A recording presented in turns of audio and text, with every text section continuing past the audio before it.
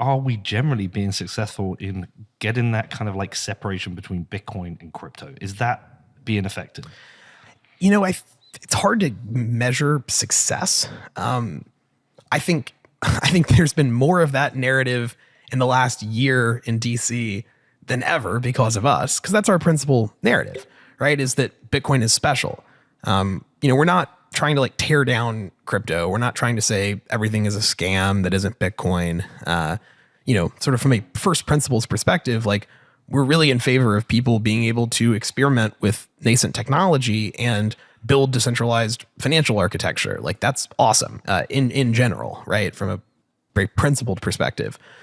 Instead of saying, it's Bitcoin, not shitcoins or whatever, we're saying, look, Bitcoin is different enough in sort of like form and function, in its origin, all of these things, that it warrants sort of separate consideration from like Shiba Inu or whatever, or FTX. Because you have to understand, like a lot of these people don't even understand the difference between, a centralized firm like FTX, like an exchange, from a layer one, from like Bitcoin.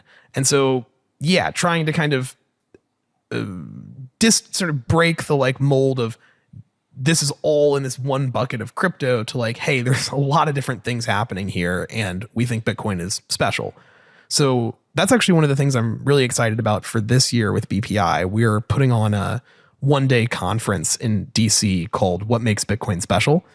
So it's like invite only. It's mostly going to be staffers and members of government, but Bitcoin Magazine is going to be like live streaming all the panels. Wow. So, anybody can tune in and watch it, but it's going to be like all of the BPI fellows, some people at, other think tanks and groups in DC, just spending a day talking about Bitcoin, like unpacking FTX, unpacking, DCG and the grayscale stuff, and principally explaining what makes Bitcoin special.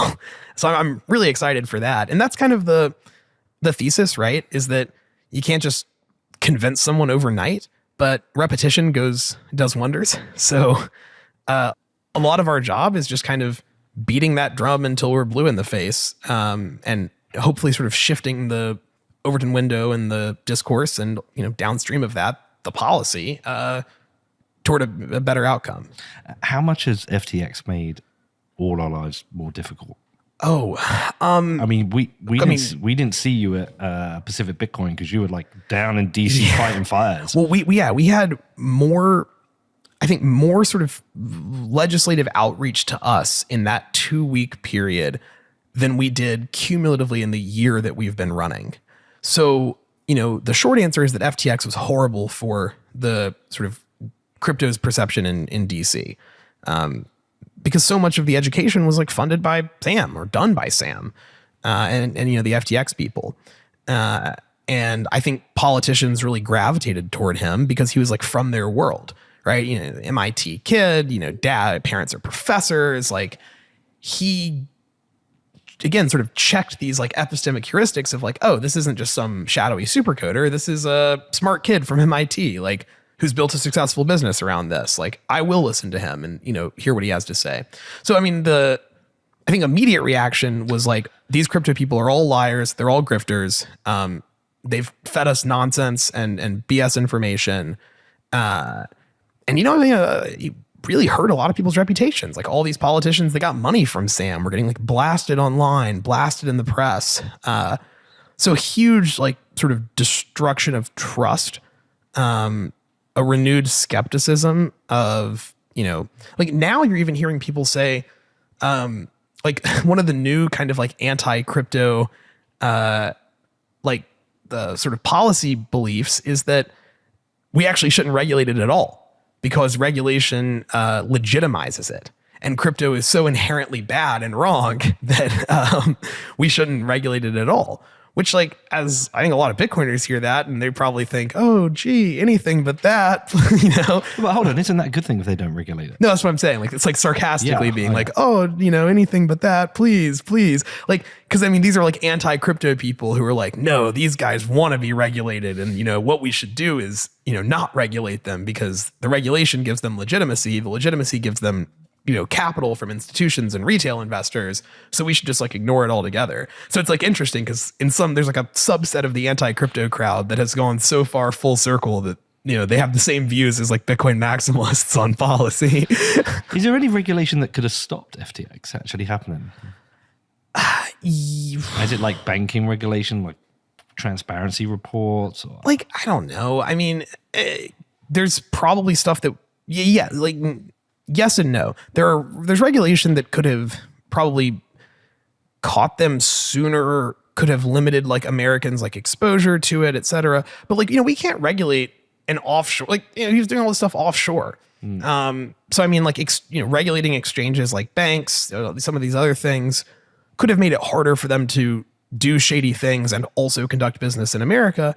But with crypto, it's so tough, right? Because you can just use a VPN and pretend like you're in Argentina and access the platform that way or whatever. So I think there might be things that could have mitigated it, but I don't think there's like a silver bullet policy that like, oh, if only we'd had, no. Like, the short answer is no. Like, I don't think there's a single policy that would have prevented. What do you say to those people who are like, because we do have it within the Bitcoin crowd, there'll be certain people who say, stop wasting your time, stop buttering up to politicians, like just focus on Bitcoin, just keep building out, Bitcoin will win anyway. Like, what do you say to that? Oh, a lot to unpack there. So I guess like the most important thing is that I'm not like religious in my confidence on Bitcoin. I don't think anything in life is like guaranteed. So, I mean, look, people can do whatever they want. Like, that's the nice thing about Bitcoin is like, there's no corporate structure.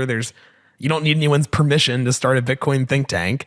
So, generally my response if someone says, you're wasting your time is like, all right, well then don't do what I'm doing and go do something else. Like, cool. Like, we all kind of pick boulders to push up hills, and this is the boulder that I've chosen. I like it. It's a nice boulder, but you don't have to like it. You can think it's a dumb boulder, and you can think that it's a waste of time, and that's great. Go do something else. I'm not a very like technically adroit person. Like, I don't code at all or very well. I'm not going to be contributing to core. I'm not going to be building software that improves the functionality and usefulness of Bitcoin. But I think I'm decent at like what I'm doing. And I believe there's like a net good in it. Our donors believe that as well. And so, I mean, first I would sort of caution against like believing that anything is just sort of path dependent. I think that mindset just breeds complacency. It rubs people the wrong way. It comes off as religious. Not that there's anything wrong with being religious, but I don't think that's a generally healthy mindset to have. Like, you talk to like successful entrepreneurs or successful people in general. I don't think many of them would sort of sit there and say, oh yeah, like I actually thought the moment that I founded this company that it was going to make me a billionaire. Like, you just don't do very well if you're sort of going into it believing I don't have to do anything. It's all going to work out. The sort of more practical thing that I would say is like, a lot of people conflate, and I think we've talked about this before, but a lot of people sort of conflate themselves with the Bitcoin protocol, which is a really bizarre thing. They're like, Bitcoin can't be stopped. TikTok next block. There's nothing you can do to keep the network from producing, new blocks. Okay, yeah, like Bitcoin sounds pretty indestructible. Are you indestructible? Like, as a person, as a Bitcoiner? Because the government can make life for Bitcoiners really hard, even if it can't stop the protocol from functioning. So there's some kind of personal motivation of like, I like America. I want to live in America. I think it's a great place. There's no other country I'd rather be in. And I really like Bitcoin.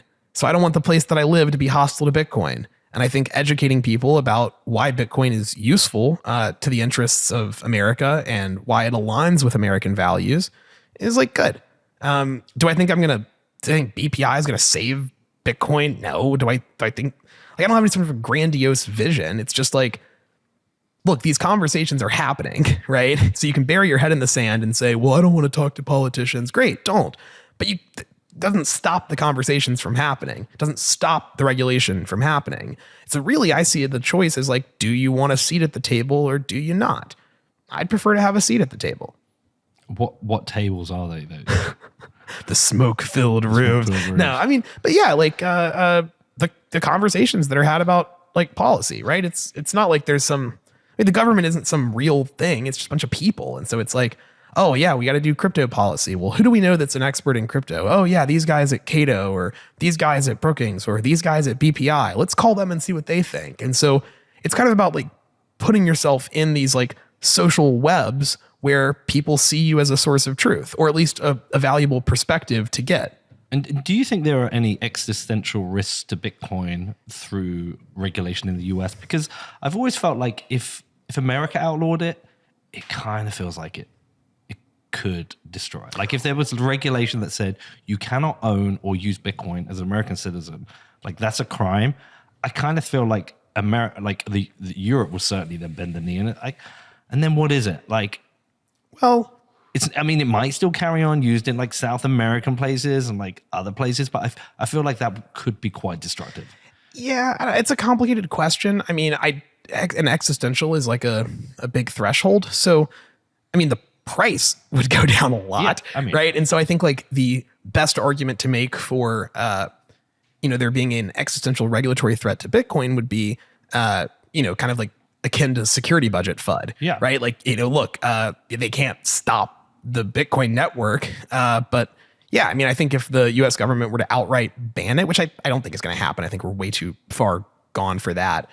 But if that were to happen, I think the price would nuke. Which nukes the security budget. Right. And so there is an argument to be made that there's a risk. And that's the thing about existential risks, right? Is when you're talking about an existential risk, the impact is infinite, right? Like if your end is a better place to be a Bitcoiner, like there's no worse fate than, Bitcoin getting banned or Bitcoin not having a sufficient security budget.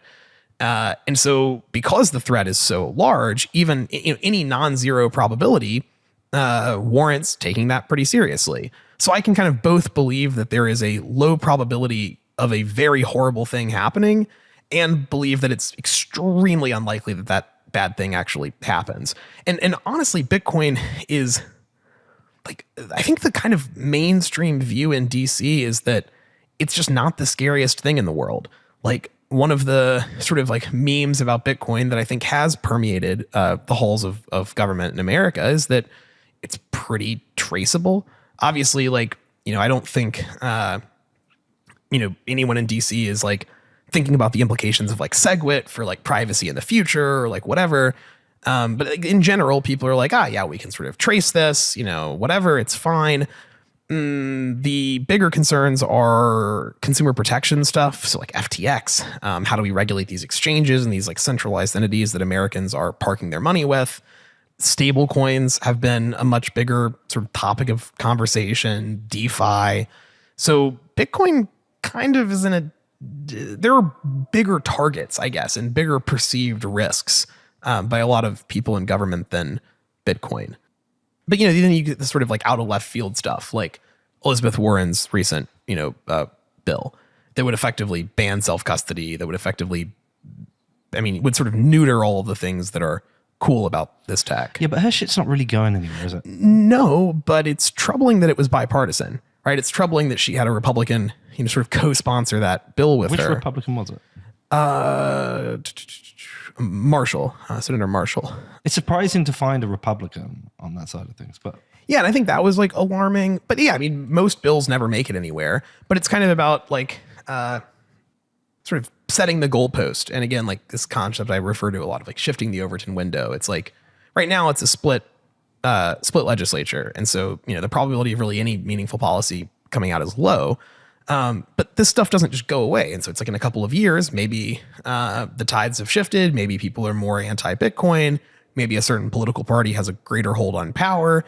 And they're like, remember that bill Elizabeth Warren had? Well, she had some good ideas. Let's revive some of that. And so that's like an area where we sort of push back, even though the bill doesn't have a low chance, or even though the bill doesn't have a chance really at all of going anywhere. Like, it is so damaging to normalize the policy belief that that self-custody should be outlawed. It's like, how do you expect to protect people from something like FTX if you are banning the thing that keeps people from parking their money with shady people. And so that's like the argument that we make in Washington. It's like, if you care about consumer protection, then you need to make sure it's a right for every American to self-custody, that no one, no one should be forced to, everyone should have the right to hold their own private keys. So sometimes we sort of like adopt the language of Washington of like, well, consumer protection, awesome. You care about that? So do we. Self-custody is like the best form of consumer protection possible. Now, the Luke stuff, I mean, obviously it has its own risks, but like you could not have avoided FTX.